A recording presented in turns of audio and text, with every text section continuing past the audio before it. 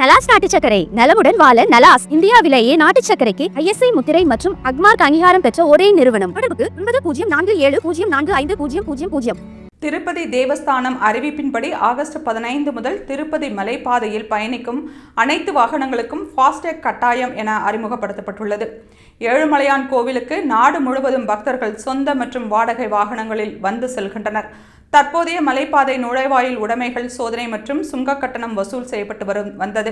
ஆனால் சமீப காலமாக பக்தர் வருகை அதிகரித்து கூட்ட நெரிசல் காரணமாக வாகனங்கள் நீண்ட நேரம் காத்திருக்க வேண்டிய நிலை உருவாகியுள்ளது. இதனால் போக்குவரத்து சீராக செல்லவும் நேரத்தை மிச்சப்படுத்தவும் ஃபாஸ்டேக் முறையை முழுமையாக அமல்படுத்த தீர்மானிக்கப்பட்டுள்ளது.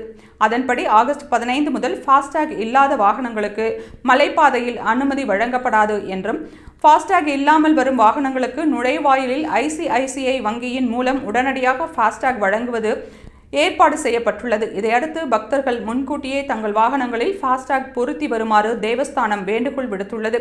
இந்த நடவடிக்கை போக்குவரத்து நெரிசலை குறைத்து பக்தர்கள் தாமதமின்றி சுவாமி தரிசனம் செய்ய உதவும் எனவும் அனைவரும் ஒத்துழைக்க வேண்டும் எனவும் தெரிவித்துள்ளது.